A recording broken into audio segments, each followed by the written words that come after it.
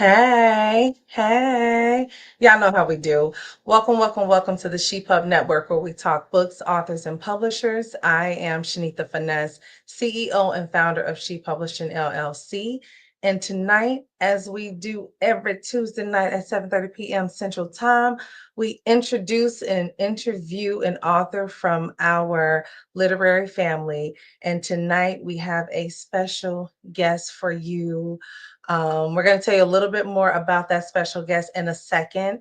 Before we begin, I did want to let you know what's going down, what we're doing for 2025. We are thriving together.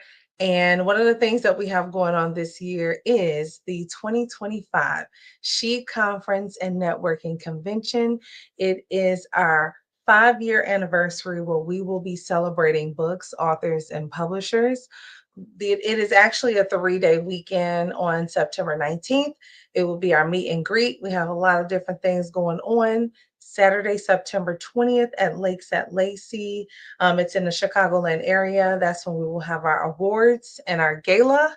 And then on Sunday, we will be having some classes, some different classes that we will have. And let me just tell you, the classes that we are going to have this year is going to prepare us for our book businesses for the remainder of this year. And one of the things that I want to let you guys know, I just literally concluded a meeting for the Writers Cruise. It's a Meet the World Writers Cruise. We are collaborating with them, and there will be a number of instructors. That cruise is going to be on, it's a Virgin cruise line. It's an adults only cruise line. It will be from August 29th to September 3rd, 2025. Anyone who put their down payment on the cruise tonight, they will be getting $400 off of the cruise, but there will be interactive workshops, exclusive socials, again, meals included, balcony rooms. We are going to have a really good time on that cruise, but that cruise is going to move into the party again that we will be having, which will be the gala. Okay. Cooper's Hawk is one of the sponsors for the 2025 gala. So if you don't like wine, you're gonna like it, ladies and gentlemen. But without further ado, let me talk about our special guest. The author of the hour, her name is Lashonder Demery. She wrote the book Tears of a Lost Soul. I don't have the words for how much this book has inspired me. I will tell you, I'm honored to have the opportunity to publish this book. I will let you guys know, if you haven't subscribed to the B&B Newsletter Mag, please make sure you do that. Why? Because Lashonda is on the cover of the March 2025 issue of our B&B Newsletter Mag. Within that magazine, we're going to be talking about She Rocks It Expo, which is an expo that we are having the month of March. This is Women's History Month, y'all. So we will be celebrating Women's History Month. But in this edition of the B&B Newsletter Mag, you will meet Lashonda a little bit more. She's going to give you a little bit more tonight. So without further ado, I'd like to welcome Lashonder Demery. Hello, everybody. Hello. Can y'all hear me? Yeah, we can hear you. How you doing? I am, I'm doing, I'm doing, I'm doing pretty good. Yeah, I'm doing good tonight.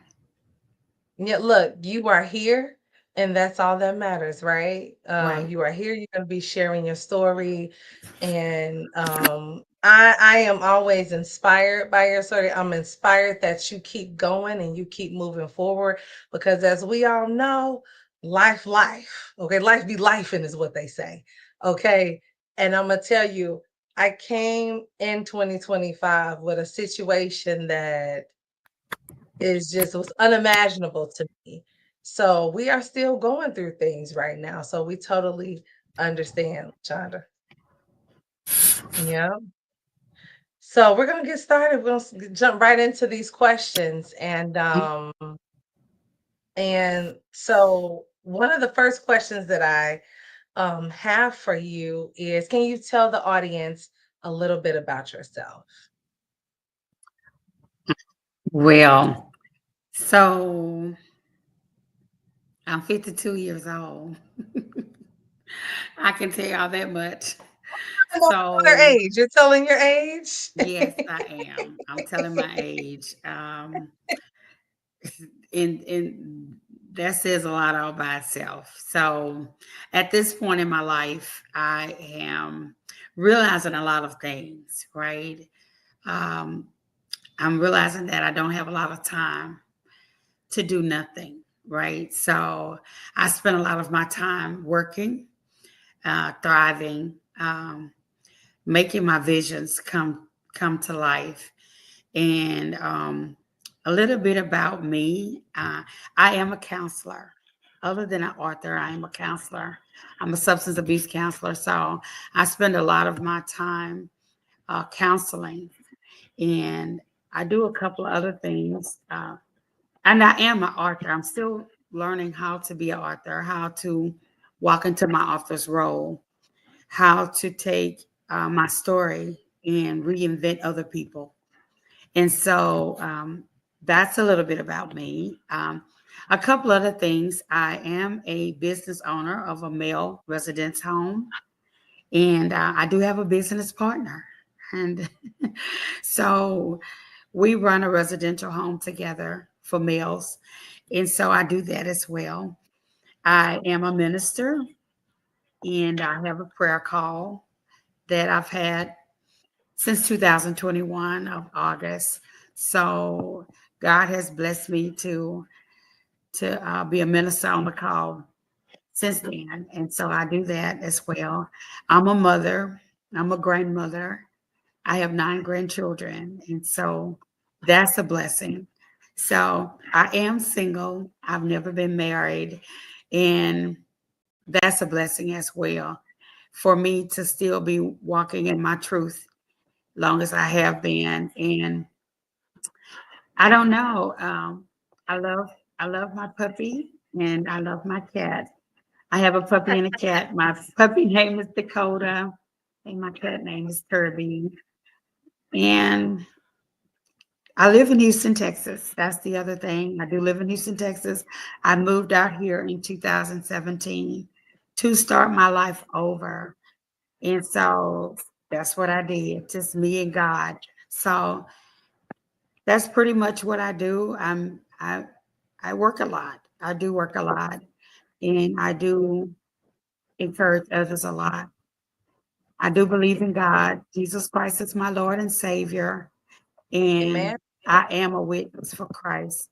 So without God on my side, I don't know where would I be. Um, so every day I'm doing something to advance in the kingdom, advance others in the kingdom, and just doing the work. That's that's awesome. That's amazing, everything that you're doing and you're doing for others. So you also have like a YouTube that people can join to hear your Yes, yes, ministry. I am. Tell Yes, us I'm what one of the that is. members. Yeah. Yes, I'm one of the members of the Pray About It team. We have been airing for maybe 7 months now. And my prayer partner, which is Okerta Mitchell, Minister Okerta Mitchell, we come on every Friday on Facebook Live. We do Facebook. We do Facebook Live, and we come on every Okay. Friday at 7 o'clock. And our team is called the Pray About It team. So that is something else additional that I do as well, and that's once a week on Fridays. And it's at 7 p.m. Eastern Standard Time. Central. Oh, 7 p.m. Central Time. Oh, Yeah. wow. Okay. And then you said something about Texas. You moved to Texas. So you moved from where? I moved from Shreveport, Louisiana. All right. And to my understanding, you moved yourself. Like nobody else moved but you, and I want to know why did you come to that decision, and why did you choose Texas of all places? Why I don't see you here in Chi-Town? Like, what's going on with that? I listen. I got out of prison in 2017, and I Yes. knew before I left prison that I wanted to walk on the promises of Abraham. I wanted my life to reflect his, because I wanted what God promised him. I wanted that same promise for myself. So I knew that I had to leave my own country, my own city. And in order for me to do that, I had to trust God. And so when I got out of prison, I was staying with my family members, and y'all will read a little bit about that in the book. So I got my parole transferred to Texas, and so it's a little bit more of that story, because I didn't know where I was going to go. I just knew I was going to leave Louisiana. So I got in touch with a cousin that was out here in Texas, and I went from there. She told me about a shelter. So I caught a Greyhound bus and came to Texas on a Greyhound bus to live in a shelter here in Houston, Texas. And that's what I did. I stayed in that shelter for 130, maybe 131 days or 121 days. And that's what I did. And here I am now. So just me and God. So I was able to allow him to build my life, um, basically from scratch, from a homeless person in a shelter to where I am today. So that's how I ended up here in Texas. Wow. And I must say, meeting you, seeing you, you are beautiful. You have on this white. I love your hair.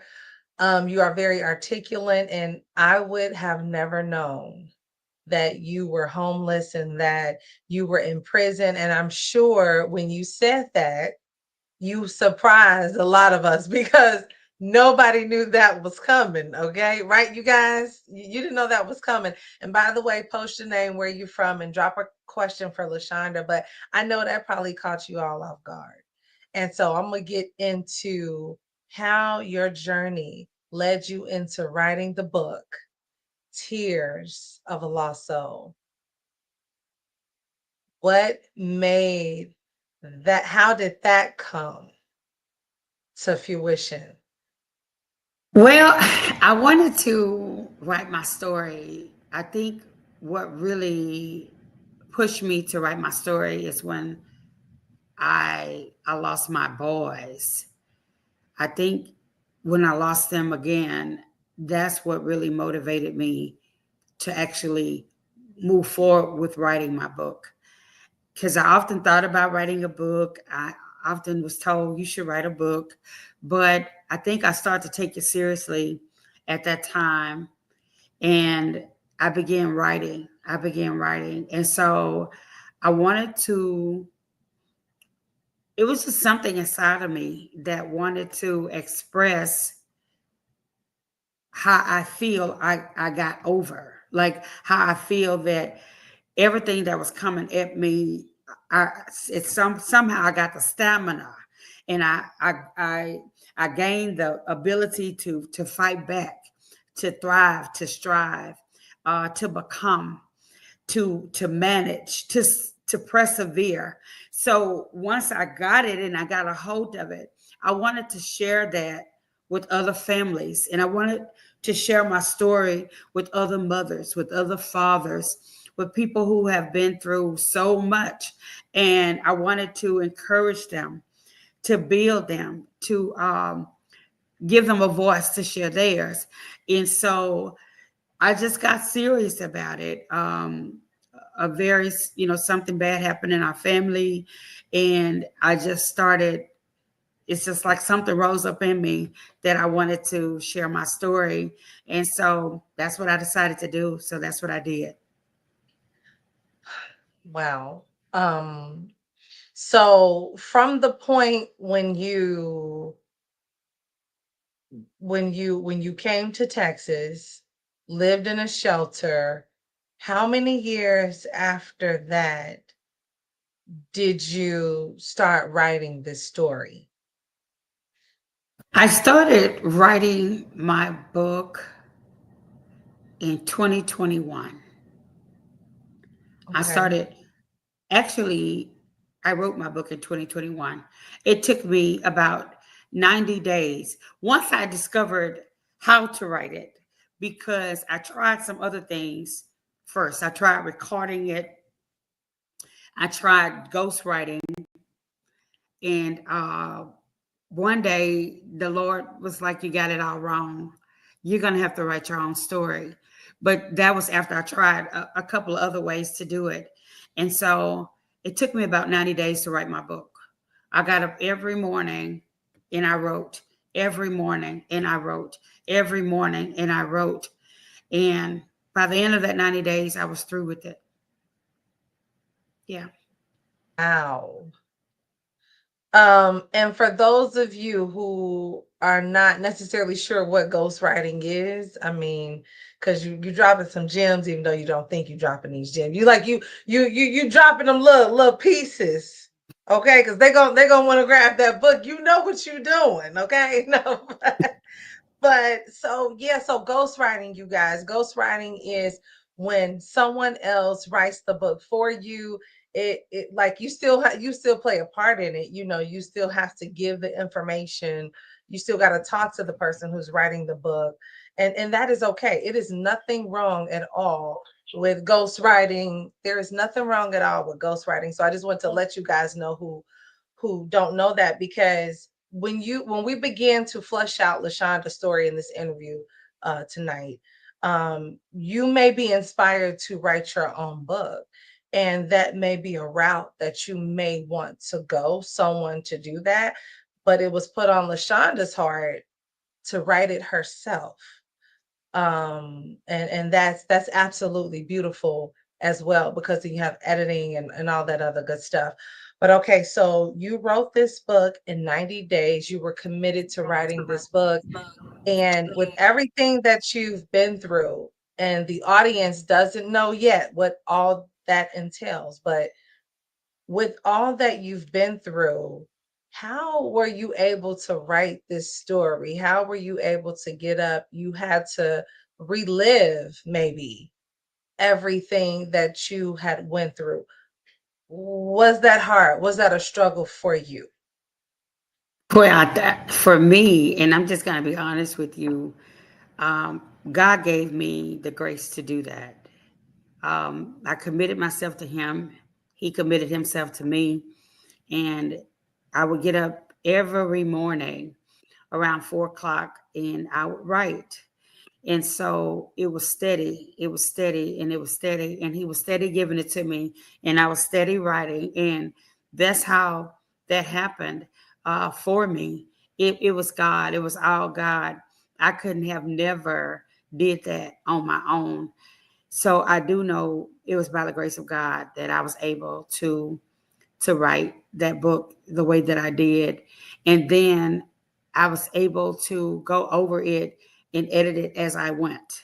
Like it was Wow. it was the consistency of it. So I just want to give God the glory, you know, right here, right now, that it was Him who got me through writing that book the way that I did.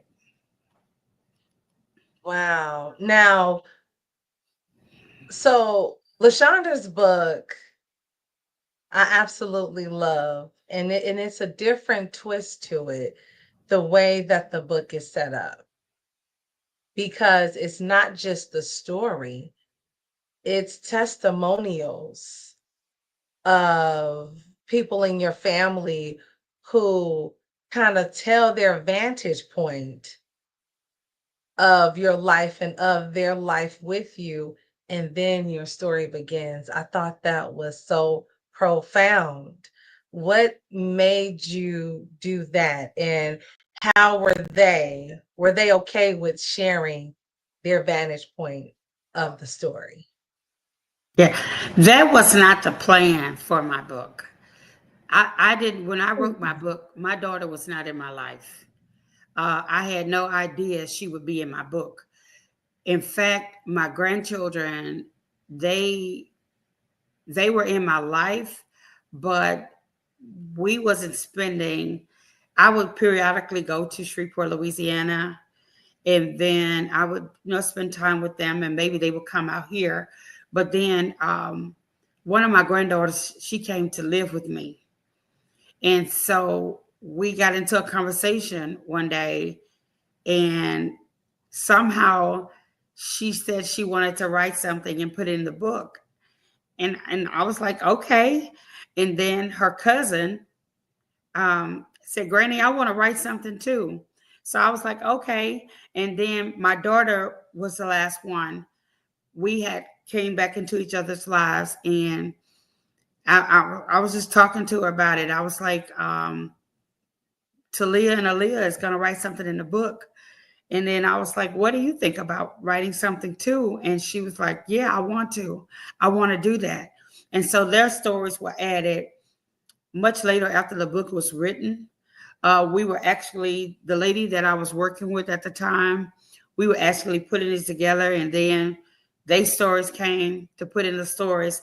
And then I talked to my son that's alive, my living son, and I asked him, he's incarcerated, of course, and I asked him, did he want to put something in there? And he JPayed me something, because that's how Wow. they write, through JPay, and he wanted to put something in there too. So it just kind of came together, and I know it was the hand of God, because that I didn't plan that. That wasn't the initial plan for the book. Wow. Yeah. And I didn't even know that. I'm just finding this out right now. Mm-hmm. Yeah. And so that only lets me know that what's supposed to happen is going to happen. Mm. That is so profound how that came together like that. So what that meant was that was supposed to happen that way. And you know how we always think, some of us may think, look, we the controller, this is what it's gonna be. And then next thing you know, it's something else. And it's a Mm-hmm. even bigger blessing. Because oh my goodness, to have something from your daughter, your living son, your grandchildren, all encompassed in one. Yeah. I mean, that's legacy. Yeah. That's beautiful. So this is the other thing with my daughter. We had just came back into each other's lives, and it was not easy. It was not easy. I was the mother that left her, that abandoned her, and so it was almost like I had a talk with her. I said, "You're gonna have to tell the truth. If you decide to write, you say you want to do it. You can't sugarcoat this. You're gonna have to just really pour your heart out." And so she did. She looked at me and she said she could do it. And the things that she said about me in the book, I know most people wouldn't let nobody wrote in their book and said those things, but it was the truth, and it needed to be told how she felt because I abandoned her. And so that was very emotional for us both, but we were willing to share our stories and to share our truth. So I think she was courageous for doing so. And I guess instead of feeling some type of way about it, I was very proud of her for being honest. Wow. Yeah.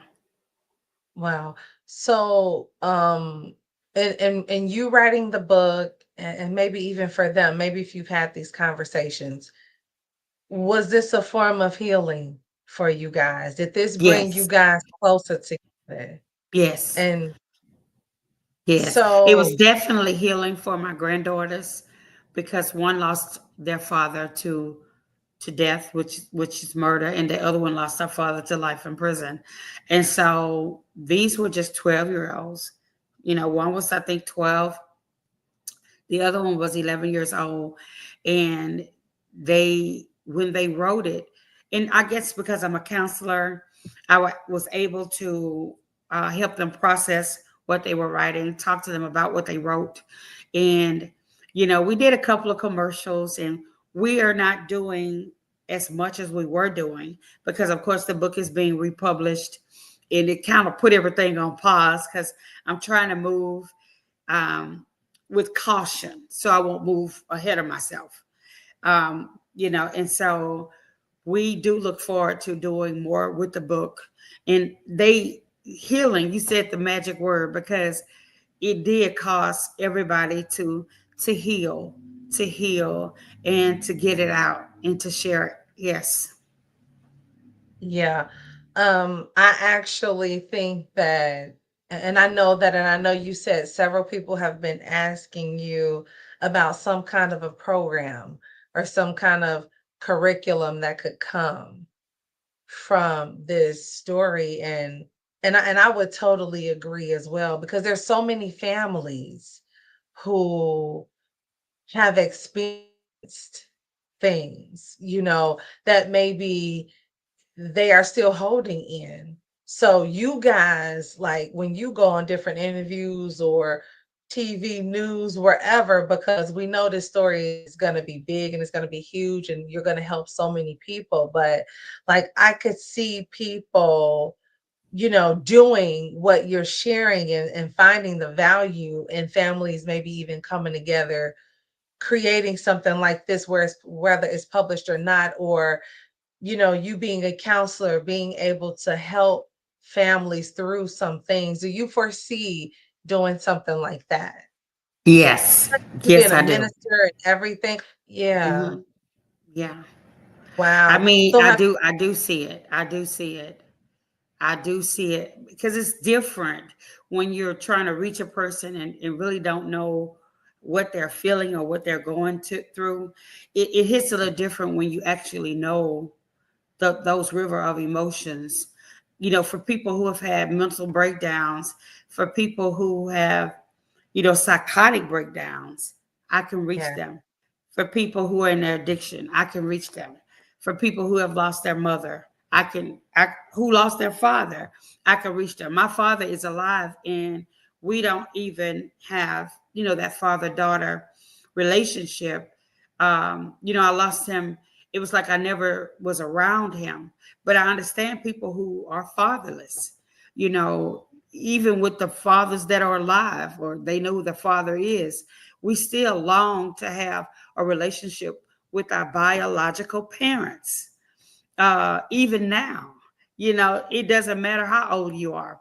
It's you just have that desire. So just being homeless, being abandoned, being raped, being molested, just a whole list of things that I had to endure, when I was in the world, that I'm able to identify the pain and I understand it. I understand it. And I can just tell when I sit down and talk to somebody, I just, you know, you're going to be all right. When I tell them that I'm all right and what I went through, they be like, "Are you serious?" And I say, "Yeah, it's true." And I meet other people who have overcome, who have been through a lot, and they're here to tell their stories. And I think that's what we do. We tell our stories. We tell our stories, and we tell someone else how we overcome. yeah. Look, what I'm gonna say right now, right here, right now, is that I thank God to have met you. You are such an inspiration to me. I feel like, there are times when, and not to minimize anything else that anybody has gone through, but when you hear someone else's story, you say, wow, you know, things could be worse. You know, not only have you been through rape, molestation, getting abandoned, but you've been through a near death experiences, or I don't know if there's been multiple, but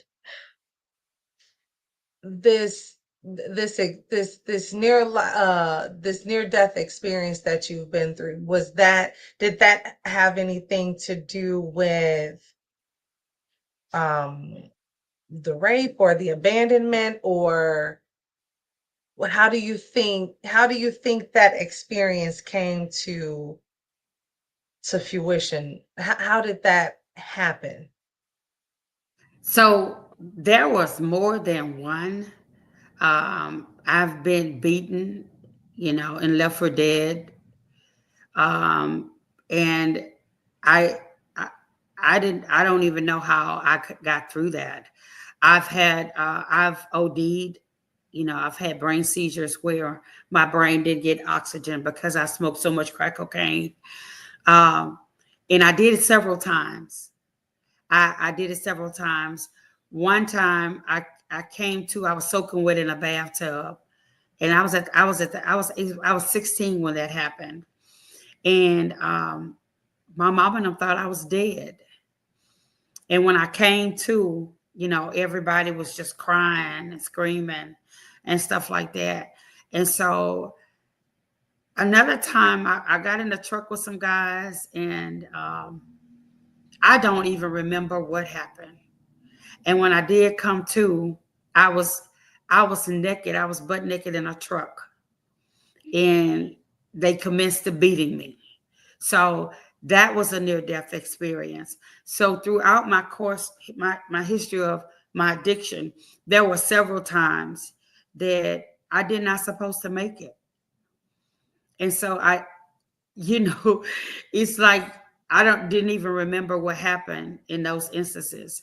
But I did make it. So there were several things that happened to me, you Yeah. know, yeah, several things. Yeah, and yeah, I'm sorry to hear that, and I'm glad you're here with us today. Like, it's a blessing that you are here with us today. And so, and when I was asking the questions about like how did it happen, I guess a clearer way for me to ask did it have anything to do with, do you think you were that child who didn't listen to anybody, or it was your upbringing, it was what you were raised in, so this is what you knew? Because I want you to give some advice to someone who may be in their 16 or in their teens or in their 20s going through life, did it have anything to do with you being disobedient? Would you tell someone, hey, listen, or did you have any role models in your life or someone in your life who you could go to stop you from doing maybe the drugs or the this or the that? Like, what kind of advice would you give someone who may be enduring something like this today, right now, and who could even be watching this right now? I think for when you okay, so what happened to me was my mother, and this is what I believe. My mother had me at a very young age. She had me at a very young age. So no matter how my grandmother or my great grandmother was there for me, I wanted her. I wanted my mother. And it did not change the way I felt because we were so close in age. It was just something that I longed for. And so when I was able to be with her, something happened to me. But then not only did something happen to me, I think I was growing up fast because I was around a family. We all drank, we all smoked weed, marijuana. Everybody just kind of did whatever they wanted to do. And so there was no way I could escape that. You know, Okay. I couldn't really escape, how I felt, my environment, what was going on with me. I just couldn't pack up and leave. So sometimes we're just in situations where we can't leave, we can't go, Mm, you know.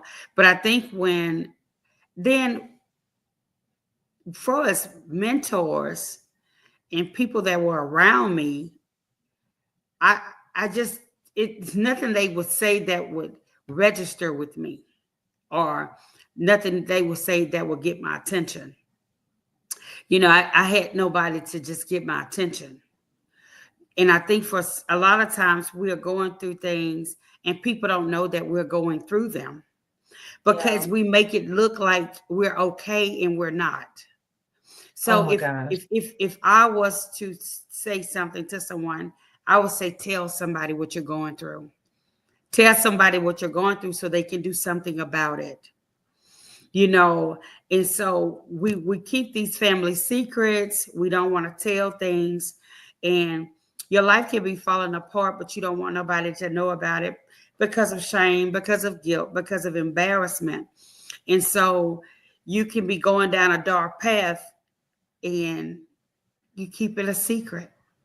So tell somebody what you're going through. um, Reach out to someone so that they can help you. And I wish I would have done that. But once I started using drugs as to escape reality, I wasn't using the drug anymore. The drug started using me. And then the behaviors, started. And then all the other things that come along with being an addict started.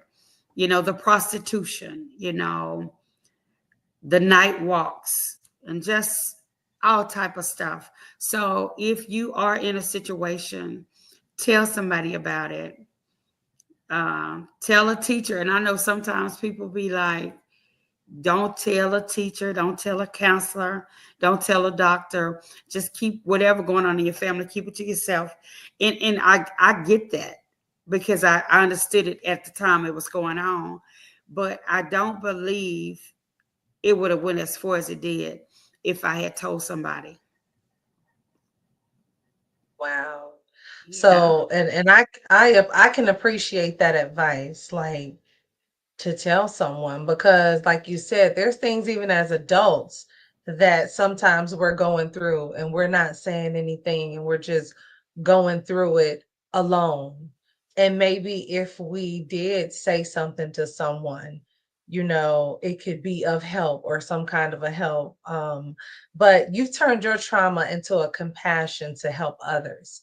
And I think that is the start to something anyway. Like there's several people who are doing these things, who have gone through things, and now they have a shelter for people, or they are doing the things that you're doing on YouTube and stuff like that. So, even someone looking at this, yeah, you may not be going through this, but you may know someone who's going through this, or you may not even realize somebody's going through this. So just to even share this information or to share this interview is could be a blessing to someone.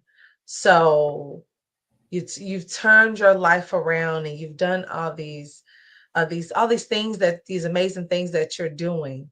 Um, where did the light come? When did that come? When did that transition come to you becoming who you are becoming today? Just to be honest with you, I, I'm not an entertainer. I'm gonna tell you that I'm not an entertainer. I Hmm. just uh, a minister that I walk alongside with. You're saying how did it come about? Like me talking to people like now? Well, no, you went through drug addiction, this and that, and so you turned your life around. You Absolutely. turned your life around. Look at you. So when did that moment come? What Oh, that made you moment, I can tell you when that moment transition? came. Yes. Okay. Well, that moment came when I was arrested. Okay. Okay. Back in 2011. Okay. I was arrested. I was sitting on a milk cart in front of an abandoned house, and some guys come up and they wanted to score. And so I made a deal with them. If you get me something, I'll get y'all something. But they were the police and I didn't know it. So that very day, I went to prison. And the judge told me either I take 20 to life, he was going to multi bill me if they found me guilty, or if I take the 15 years, that's what they would give me. And so that day, my light came on that very day because I had been sentenced twice with 2-year sentences, but I never saw myself doing a lot of time. So when they said 20 to life, it just kind of shook me into reality that very day. And then when I never when I wasn't able to get out, I guess that may have shook me a little more. But my incarceration is what actually turned my life completely around. So that's when I started getting to know myself. That's when I started seeking the Lord. And today I know the Lord more than I ever have. But that's when I started giving him a chance to come into my heart and change me.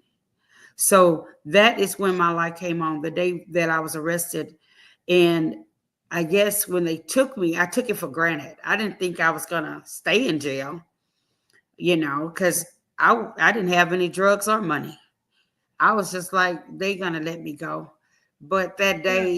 that day when that judge told me, that's when I realized how serious it was and that I was going to prison and I wasn't getting out anytime soon. And that day changed my life forever. Wow. Wow. So, I could really talk to you all night, seriously. Um, but what do you want readers to get from your book? Wow, if it's so many things that I want readers to get from my book. I want them to understand their role as a mother and how important it is to our children to be a mother to the child, to the children, to be a father to your child, because children, people, I'm just going to say people, we long for our parents. We can be raised by other people, we can be around other people doing the best that they can do, but it's something that's inside of you that wants to that wants your parents. So if you are a mother or a father, I just want to encourage you to get yourselves together so when your children look for you, because they will in case you lost them, just be ready to receive them.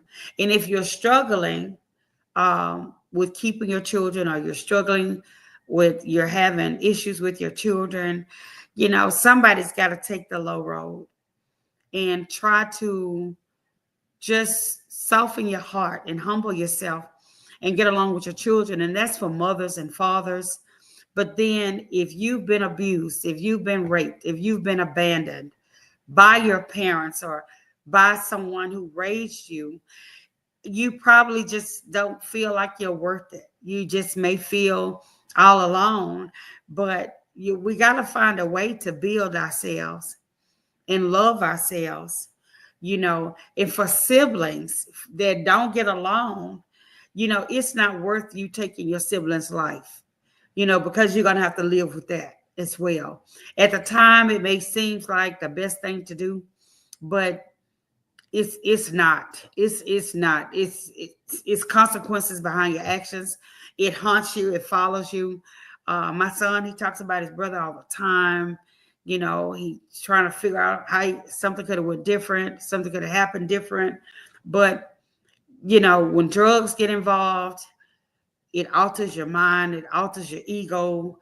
It has you thinking that you can do things you can't. And if you're struggling with an addiction, get some help. Get some help. I mean, if I could have gotten some help, I just think about it. I did try to several times and it didn't work, but I don't know, because sometimes it's hard to get help. But Yeah. whatever you've been through, whatever you're going through, tell somebody about it. Continue to reach out. Don't stop reaching out. Always let somebody know what you're going through. Yeah. Yeah. Yeah, I could imagine it being able to breathe, but it being maybe a continued struggle for some, because to be clear, did you say your son killed his brother? Hmm. And I think I Okay. was just like addressing, yeah, yeah, he did. Okay. Addressing, sibling rivalry. The book, Yeah. it gives you, when you read it and you're looking at the different stories and the different perspectives of how it's affected the children, how it affected the brother, Yes. how it affected me. It's it sometimes it's not worth it, you know, because it's a lot of pain involved with bad decision making. And so we just need to walk away from situations sometimes, and not allow anger to take control. And I just encourage everybody, to pray, seek the Lord. I'm one of those type of people, you know, and I know in recovery they talk about a higher power, and I guess that's their way of saying if you can find a strength that's greater than yourself, seek that strength out. But you are beautiful. You are awesome. You have a gift. I'm encouraging whoever is listening on tonight to use Yes. it, you know, because it's there. So Yeah. the book, yeah, Mhm. Yeah, I want to see the book. Like, and I know we're in the process of republishing and everything, but can we see the book? here And is this book. This is Tears of a Lost Soul. It's on Amazon right now. We are in the process of a second edition of the book. We're giving more clarity. We have more in the book. We have extended the book and given it more. But you can get the book right now on Amazon, or you can order it from me. And my phone number is 318-762-7184. Again, that's 318-762-7184. And I I think I want to maybe do some free shipping and handling for the next 50 people. Maybe I remember I did that one time, and I sold a lot of books, free shipping and handling for the next 50 people. So I could do that. I could do that to bless somebody. Um, yeah, so I'll do that for the next 50 people. So that is that's my phone huge. number. Yeah. All you got to do is text me your name, your address, and I'll take your payment and get your book to you. And the books are $25. Absolutely. Look, I think that is a great deal. Also, what we'll do is, so Lashonda, she does have an author page on our website, www.shepublishingllc.com. And you go to the website. What we'll do is we'll go ahead and put Lashonda's contact information. Make sure you're able to contact her. Are we able is there an email too that we can, the email and the phone number, is that good to put in on the website as well? Yes, On the author. my email for Tears of a Lost Soul is Tears of a Lost Soul 22. Let me make sure that I'm Okay. um hold on 1 second. Yeah, Tears of a Lost Soul 22 at gmail.com.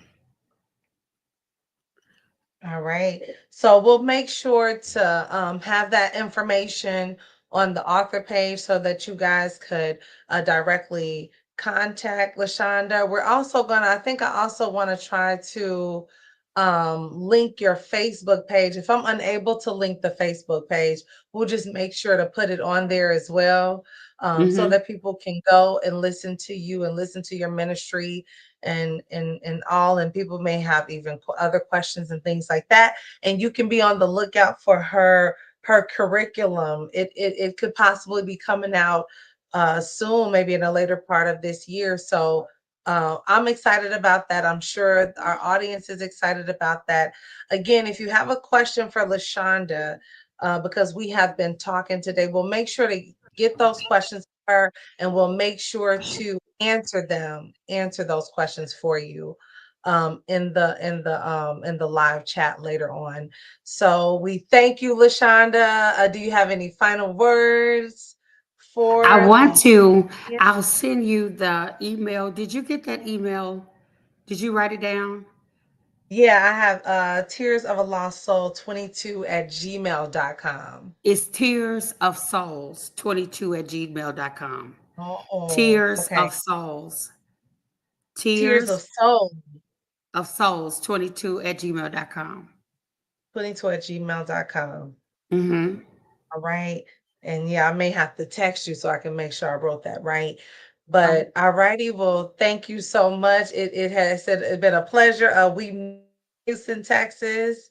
And then you had an opportunity to meet some of the other authors in the family, and I'm sure they are on this chat supporting you as well and sharing your story as well. So again, it has been a blessing to meet you. I'm excited about all that we're going to do together in this, and the audience that we're going to target with this book.